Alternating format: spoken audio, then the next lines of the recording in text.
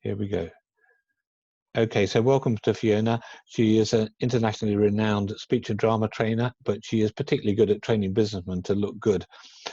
For those of you that have listened to my jokes for the last 8 weeks and haven't laughed, you may feel this session is 8 weeks too late, but trust me, it will be of good value to you and also to me. So Fiona, off you go. We're looking forward to hearing what you have to say. For the rest of you, please do remember that you're live on Channel 4, so please do not swear. Thank you very much, Alan. And good morning to everyone. It's really exciting to have so many of you in the room, in the Zoom. So Alan asked me if I would present on presenting, and I just want to acknowledge up front, my goal is to get you thinking. I'm not going to spend ages talking about it. And I want to also acknowledge that public speaking is terrifying for a lot of people. So other people jump at the opportunity and then realize that it's huge and they've bitten off more than they can chew. So there are extremes when it comes to it. And many of us sit somewhere in the middle. So to get you thinking, I want you to imagine, I did ask Alan if you could have a piece of paper and a pen or a pencil handy. That will really help you, because I'm going to get you to do a little bit of work. I want you to imagine that Alan phones you up and asks you to present next month on a topic that he believes you've got expertise in. 20-minute speaking slot next month. So assuming that you say yes, I want you to jot down the first 3 to 5 things you think or feel or do first. So you might have a complete blank at this point in time. You might say, I've no idea. Write that down. So maybe you'll think of what you've done when you've had positive feedback, or what you do differently if you've had negative feedback. Maybe draw on when you've been asked to prepare for a slot at a meeting recently or in the past. So how would you approach it? What would you do? What questions would you ask? So I'm going to give you another minute just to do that. And if you're feeling courageous, I'd invite you to put one of them or your top one in the chat box, but no pressure, guys.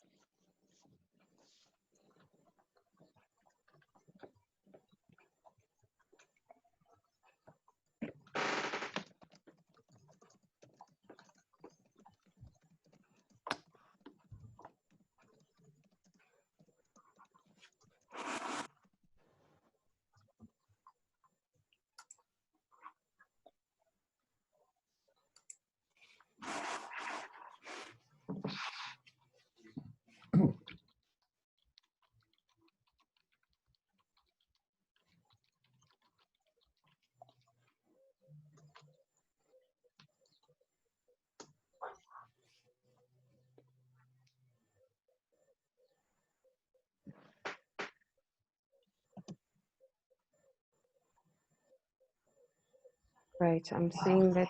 I'm just going to check. I think everybody's lifting up their heads, so I think everybody's had a chance. And this is based on the fact that everything we do is based on the thinking that we do first. So I just wanted you to get your thoughts. Alan, do we have anything in the chat box that people have been brave enough to share? Yeah, no, absolutely. Everyone's coming into the chat box. So Hannah Jago, for example, first thing I think is thanks for the opportunity. Second was, yes, I'd love to do that. I was similar. Graham Dawson, he would think of an appropriate story. Andrew Scott, who you probably know quite well, would think of content. Val King, I'd accept and then ask what are the needs of the audience. Chris Badger would look at the previous presentation he'd done. Michael Wean, I've loved talking and I have a couple of topics I can cover. Daryl was saying, I'm up to week 3 of this 6-week webinar series. Okay. Harry Goodman, define one subject and write a script. Get a haircut, Harry. I don't think you need a haircut. Okay. Get a better camera and mic. Mary Thomas, yes for me, no problem. Thanks. What points do you want the audience to take away? James Gunn, audience needs. Tim Race, yes, I'd love to do it, and then think about what to say. So quite a lot of content coming back. Lovely, lovely. Thank you very much for that. Thanks for participating. So, what do you consider, you've just answered that, when presenting remotely? Outside of saying yes, what's the next thing you focus on? What I want to do is just in terms of the ground rules of the session, because you're going to go into breakout rooms shortly and have a discussion and come up with some ideas and some questions, is that when it comes to any of this, especially as it's all on Zoom now, is that we need to approach it with compassion, with humility, and with generosity. It takes courage to present online. Somebody needs to go on mute. I think there's some background noise that's coming through and interfering. Thanks very much. Mute everyone, so okay, Thank and then you can unmute people if needs be. There we go. Off you go, Fiona. Oh, unmute Fiona. Oh. There we go. Off you go, Fiona. Am I unmuted? Thank you. Yeah. So it's important to approach this and go into this with compassion for others, with humility, and with a generous spirit. And I hope that that's what I am going to do in the next few minutes. So I'm going to give you another exercise. I want you to draw on a piece of paper a stick figure. That's you, the speaker. This is, men and women have a right to wear a skirt, so you can give the figure a skirt if you want. A speech bubble, which is the content of what you're going to say, and then your audience. Or if you prefer to think of this in a Zoom context, you could do something like that. But what I'd like you to do is thinking about what your priorities are and knowing that you're important, you really matter, you've been asked to do this talk, your message is very important, your content, and your audience is very important. Write next to those on your piece of paper, what is number one, what is number two, and what is number three in terms of priority.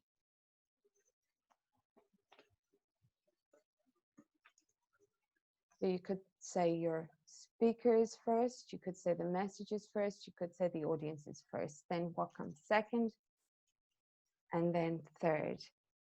And I'm just going to look down and see when everybody's had a chance to consider and write.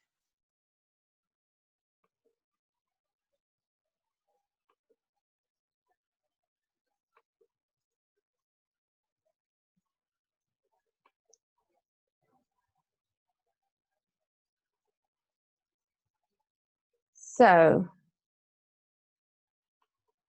can I have, may I ask 3 people, and if people decide to say not to contribute, then that's fine. Harry, you're right under Alan on my screen. Who did you put 1, 2, and 3? Audience was 1, message was 2, and speaker was 3. Right. And Christopher, what did you think? You're on mute, Christopher. Sorry. I haven't listened. Sorry, you're unmuted, Chris. I didn't write it down. Sorry, I was disturbed by my son asking something. That's no problem. And is that Nikki with the long hair? Yeah, that's me. I went slightly differently. So I said speaker first, and just ensuring that the speaker's comfortable with what they're talking about and they're the best person to be talking about that subject if it's been asked of you, and then audience, and then takeaway. Very good. Thank you very much. And have I asked 2 or 3 people?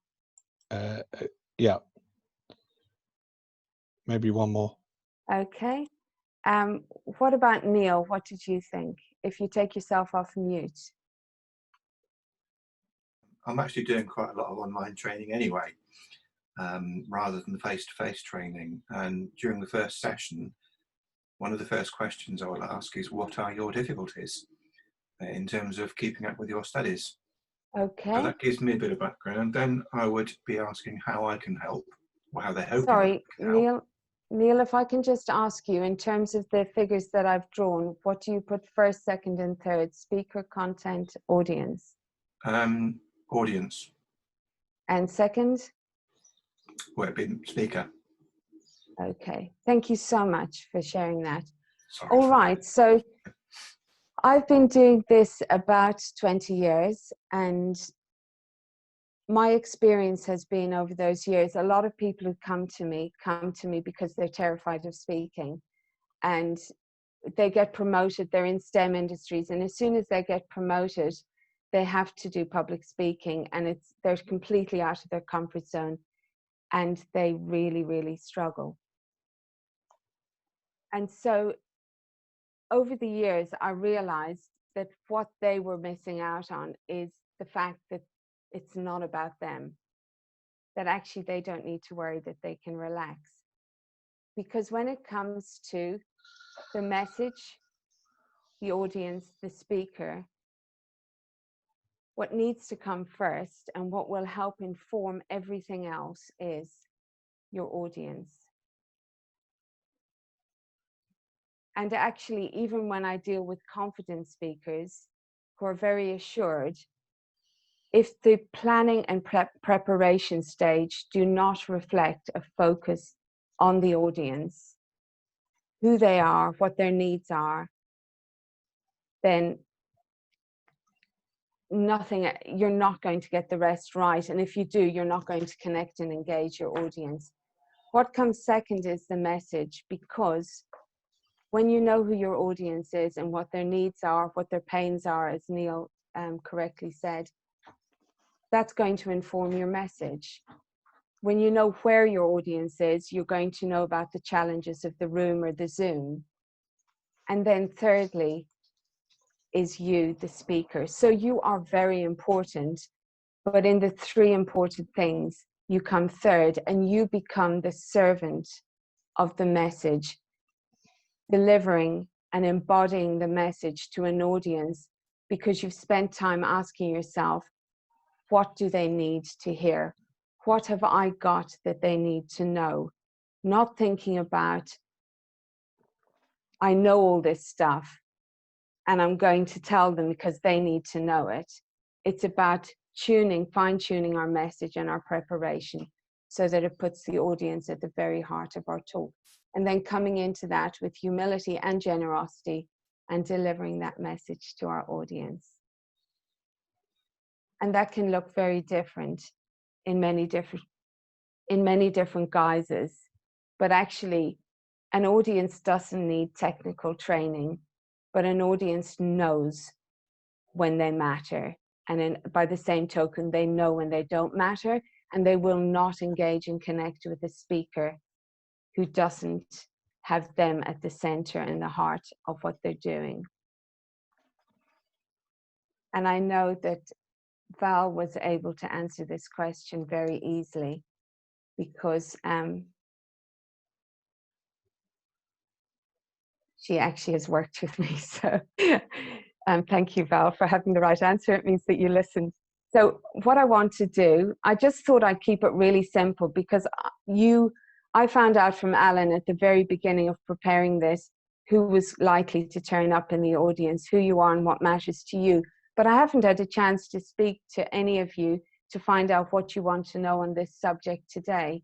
So I think it's appropriate to break out into chat rooms now and to ask yourself, to chat to each other and share a few questions. What do you want to see from others when they present remotely? Let's focus on that today. What in particular resonates with you so far and challenges you? And then what questions do you still have? And what I'd like is if each group can come up with 2 questions that they'd like to ask me, it means that when we come back into the main room, if someone else asks the question you have in mind, you still have a reserved question that you can ask. Does that sound good to everyone? That sounds really good. Yeah. Lovely. Okay. Thank So, you, Alan. Will okay. you manage that? I'll put that in. How many we've got? 16. So I'll break it down into 5 rooms, which is mostly rooms of 3, but some of them will be 4. Okay, let's have a go. I don't need to be in a room, Alan, so it Okay, could probably give people more freedom if I'm not. Okay, lovely. Right. Well, let's open the rooms and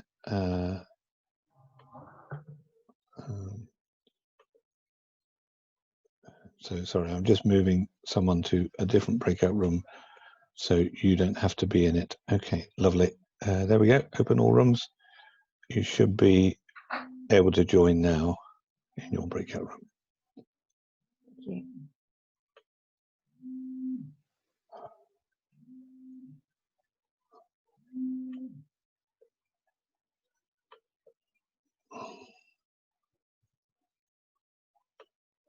Fiona, if you want to go around the rooms, and I'll go and join breakout room 4. Oh no, that's fine. They've got people there.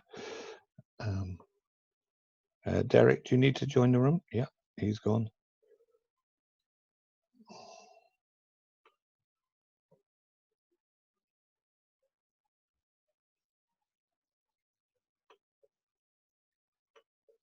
Have I heard anything that resonates today, or?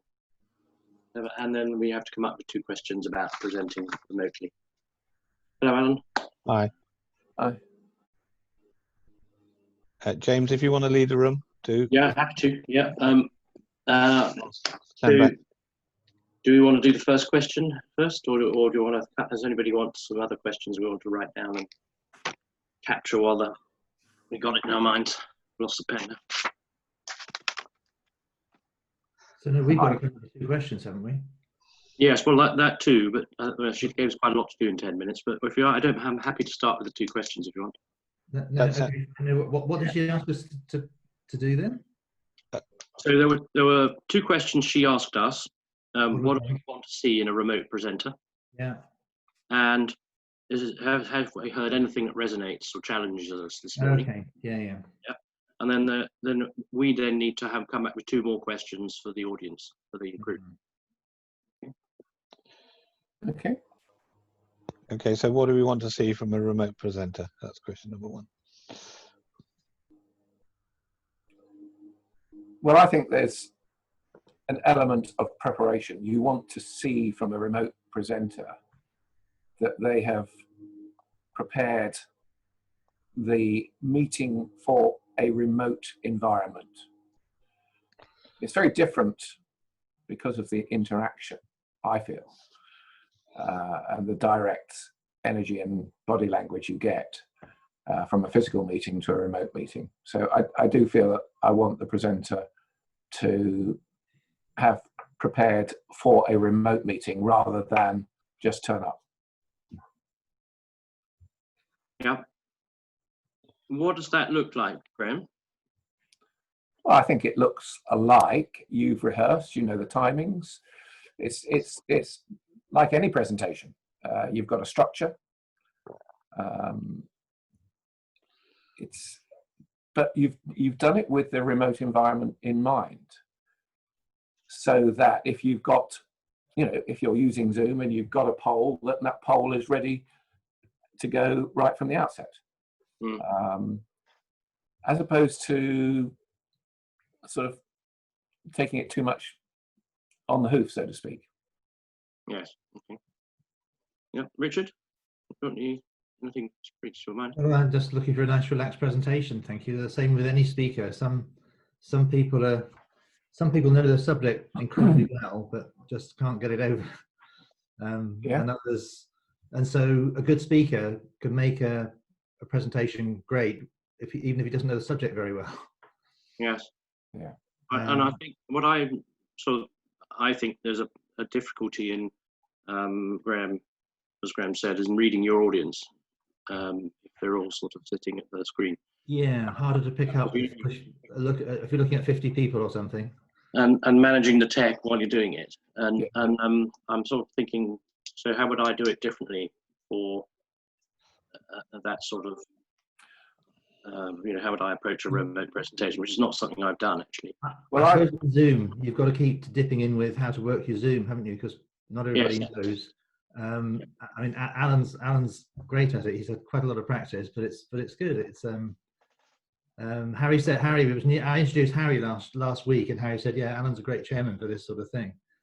Yeah, but it's difficult to put your head in speaking and operating with Zoom. So well, I've been in a couple of Zoom meetings recently where there have been 50 people in the room. Yeah.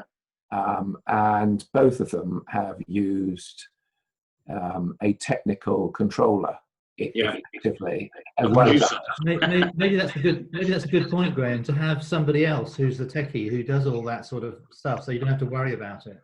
Well, you know, if you're hosting a big Zoom meeting with 50 people, you've got to concentrate on hosting. And if you've got a sidekick who's doing the techie stuff and making sure that people know how to open the chat box and know how to do, you know, share their screen. In large meetings, I think it helps. Yeah. Every Wednesday night, I have a meeting of about 90 people, and there's a techie guy who's a full-time techie guy. Yeah.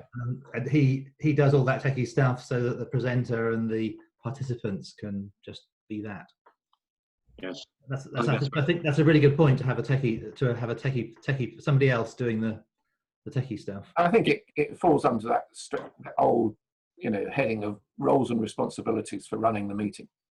Who's going to do what at what time? Okay. Shall we try another question? Yeah. Were we challenged, or did anything resonate from what was said? I was very interested by the responses in the chat box, because I would have expected more fear of public speaking, but actually amongst the group there were clearly a lot of very accomplished speakers who were comfortable in their own skin, for want of a better description. And I was also very pleased that Fiona emphasised on putting the audience first, because I see that always as key. Yes. That you think, how am I going to be received? Not what am I going to say, but how am I going to be received? Yeah, and what do they want to hear? But so that was resonating was the audience, but not so much challenging, but surprised by lack of fear. Yeah. Perhaps they just didn't own up. They were frightened to admit it. Yeah. I'm pretty hopeless at it. I tend to I know what I'm going to try, what story I'm trying to tell, but then I accelerate. I get wrapped up in the story and just get faster and faster and faster. Oh well, you know where to go. But that's, I think, the point you made earlier, Richard, is if you are comfortable presenting, full stop, the context or the subject is almost immaterial. Yes, I mean, you can ask somebody to speak at your dinner or something, yeah, because you know they did a great thing, but actually they're hopeless at relating it, and so it becomes dull. The other way round. Some story to tell, and they're a great teller of stories. That's the one to go for. I think it's about engagement, isn't it? How do you engage with an audience virtually? Yes, it is hard to do that, I think. And what is so different virtually that we, you know, from the physical environment? And yes, because well, I think we only get some of the body language and some of the the 93% of the signals that aren't verbal. And I think most of us haven't met before. I've met Alan and I've met Harry, but I think out of this 18 people today, they're the only ones I've actually physically met. Yeah. And that's I think that's in a way it expands possibilities, doesn't it? Because we can be from all over the country, all over the world, and still have a meeting just like this. Yeah. Yes. Indeed, but you need the relationships, don't you? That's the key. Yeah, it helps to have met before. Yeah, well, possibly, but you see, I would say that in a networking meeting, this enables you to think of a group of 18. Who do I want a one-to-one with? Because who could be a potential referral source for me? Mm-hmm. So, like, for example, James might think that Hannah of Utility Warehouse isn't going to refer him into businesses with lots of CRM issues, but Richard might do.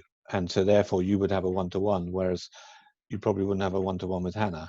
And so that's how I would view it, really. Because yeah, I've had a one-to-one with Hannah. have you? She's in BNI and I was in BNI a couple of years ago. So Okay. But yes, there, as you say, she doesn't come across quite so many businesses as Yeah. But I think the interesting dimension for me is that if you were to go to a physical networking meeting, and we're focused on this at the moment, and there were 18 people in the room, you wouldn't necessarily have time to record all 18 that are there. But with these meetings, I feel there's an opportunity, just because you've seen each other on the Zoom meeting, to send them a LinkedIn invitation anyway. Yes.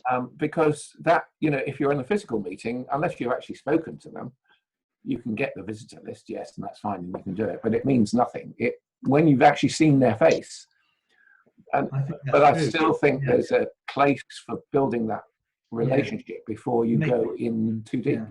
It makes a halfway house to make an online approach. Yeah. Well, LinkedIn's an online function, isn't it? So you've broken the ice, so to speak.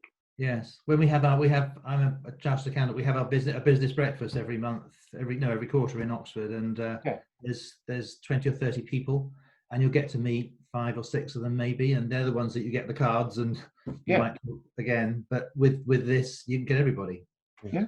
On a sort of approach again basis. Do we know how we're doing for time, people? No, I don't even know how long we've got, Alan. But well, we've got 10 minutes. Come up. I think I'll leave you to come up with 2 questions, but I'm going to leave a room now and tell everyone else that they got 2 minutes. So, okay. Okay, lovely. Yep. Good to see you. Thanks, Alan.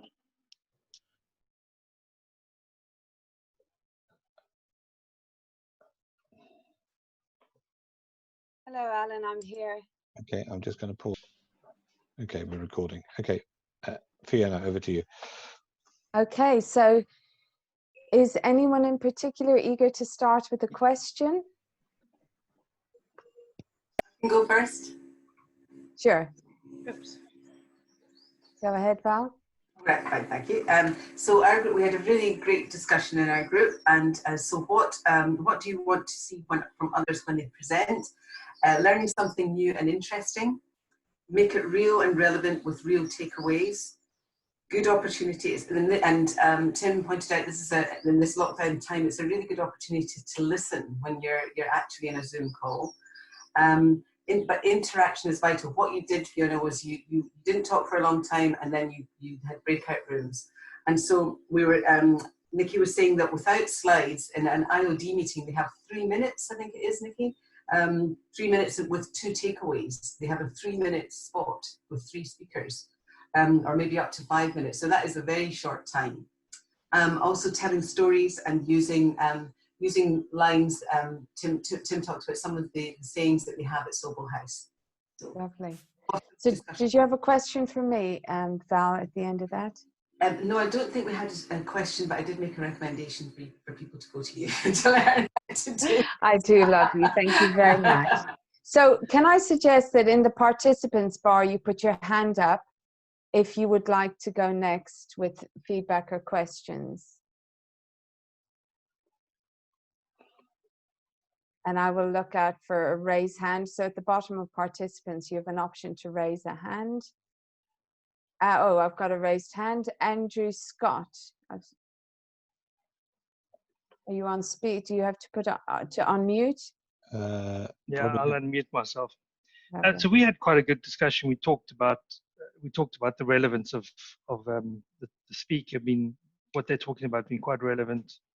And the skill of keeping people engaged is quite a different skill from face-to-face meetings. And one of the question that we had for you, Fiona, was how do we hold engagement, especially when feedback is limited? So in a room when you're face-to-face with people, you get to see body language, you get to hear tones and sighs and coughs and things like that. You get to hear people's laughing when you tell a joke, or not laughing when you tell a joke. But obviously on Zoom, you get a lot less of that. And if the bigger the meeting, the less you get actually. So if you're running a really big meeting, you can actually get no video feedback, no audio feedback. So you're very often talking just to the camera. and how do you make that work? How do you continue to build that engagement?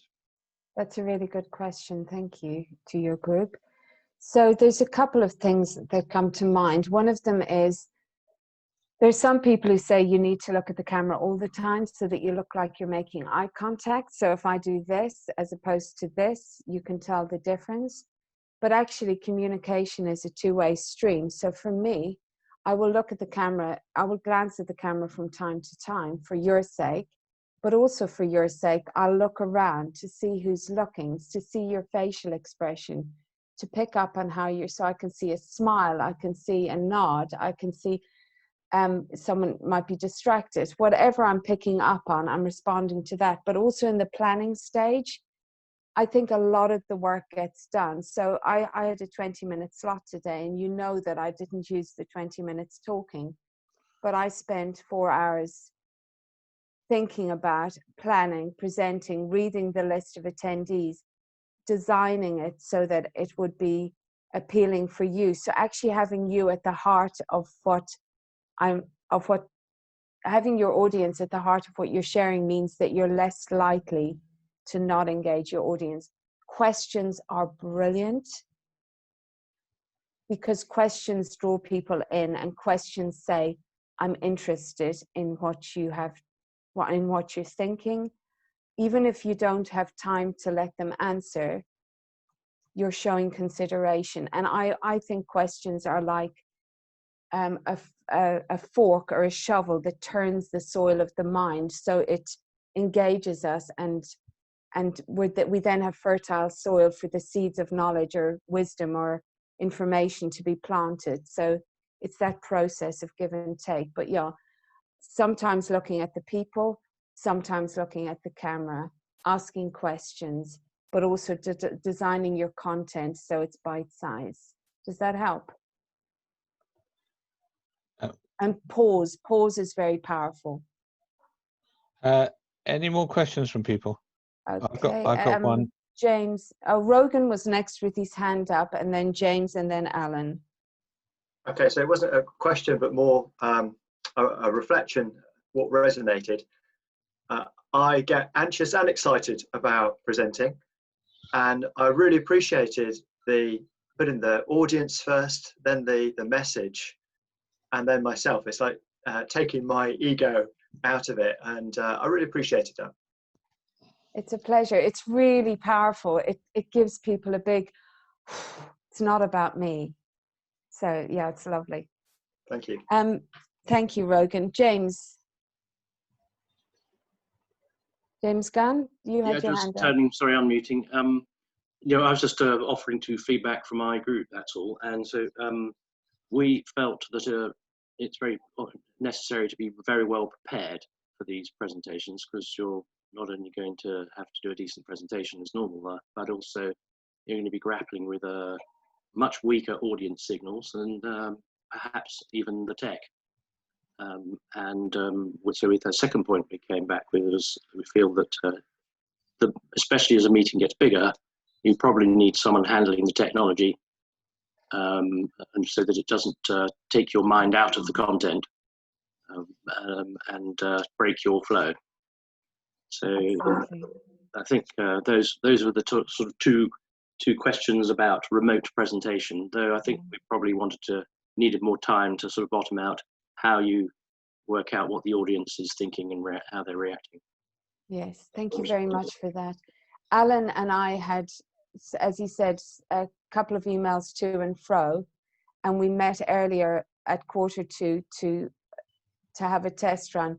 But for me, it was very important to know that I was working in partnership with somebody who was handling, so the balls that I was throwing up in the air, that he was catching them at times.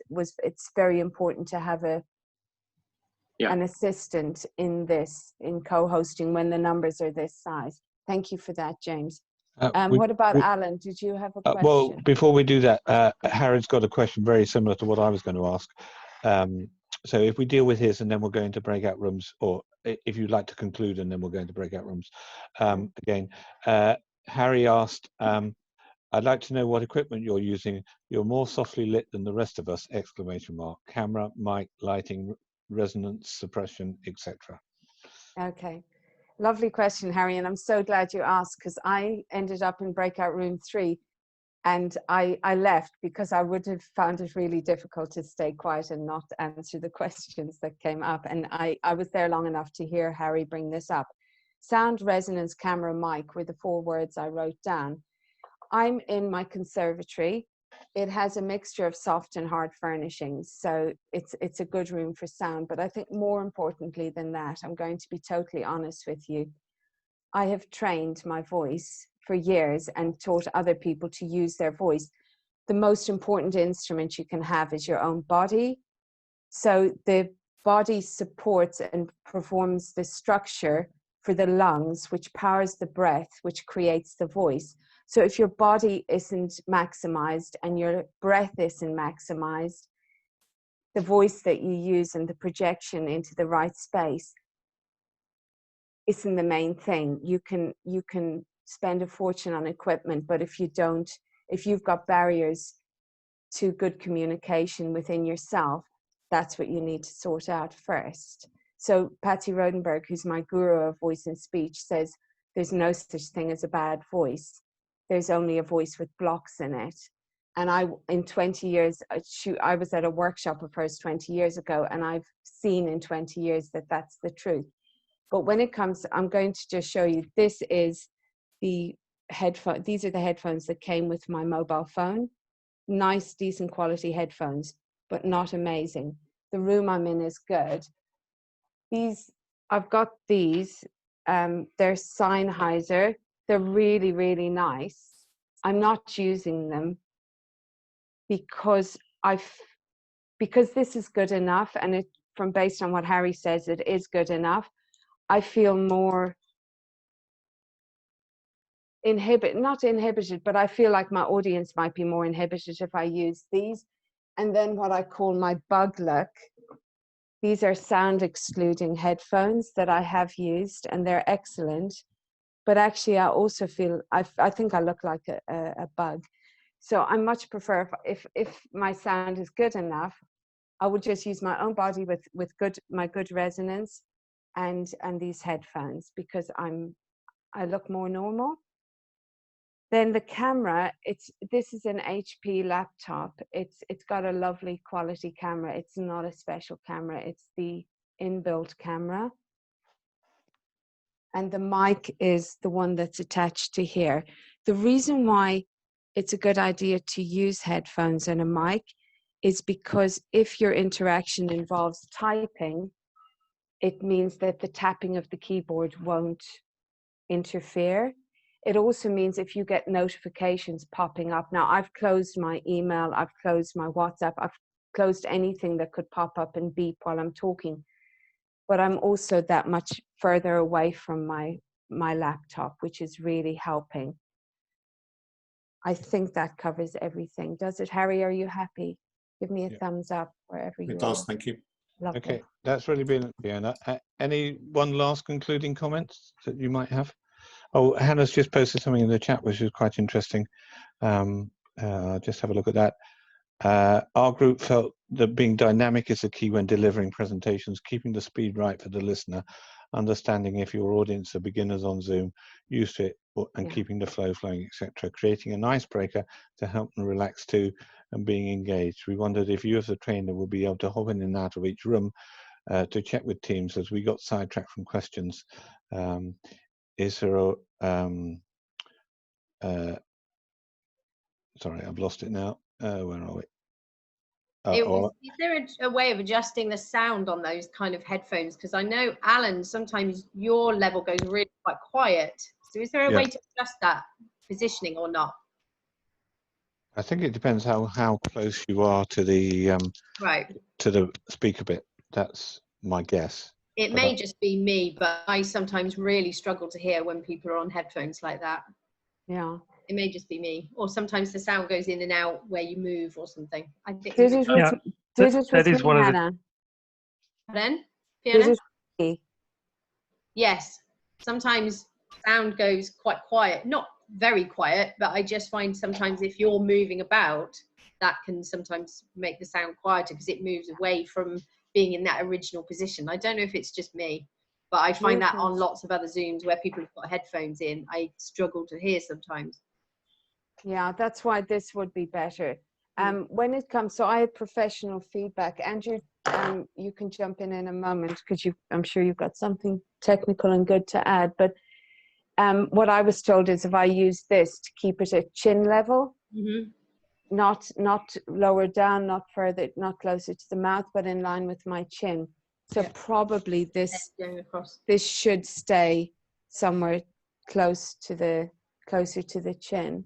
Yeah. But thank you. I'll keep that in mind. I appreciate the feedback, Hannah. That's really useful. Okay. You will pick up more bass if you lower the microphone below your chin, and so it sounds rather very trebly if it's up around your nose. Just another point on the microphone button on your Zoom, there is an audio settings thing on that little menu you can pull up. Fantastic.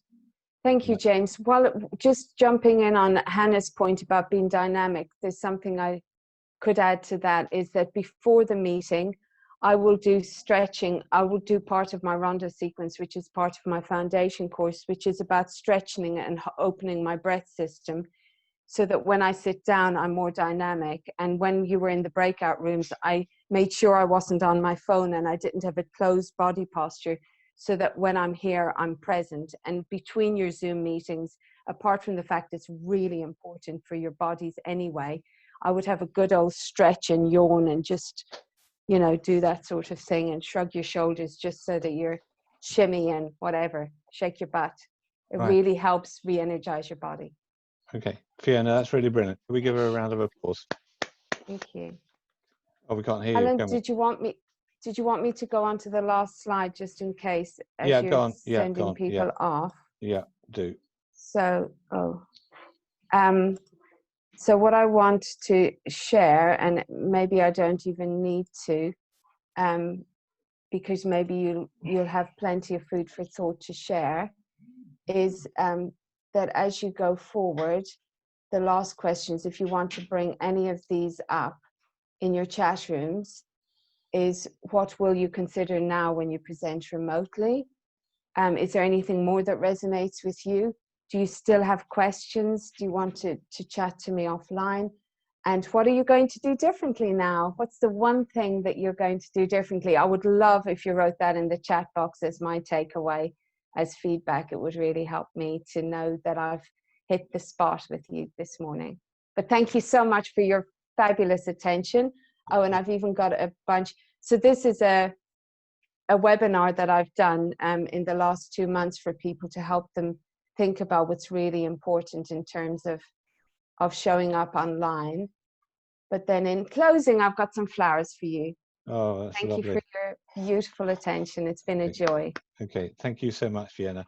Okay, right, another breakout into breakout rooms. If we can go around, do our 60 seconds, and then we've got 7 minutes, so we'll break it down into 4. I'm going to stop recording.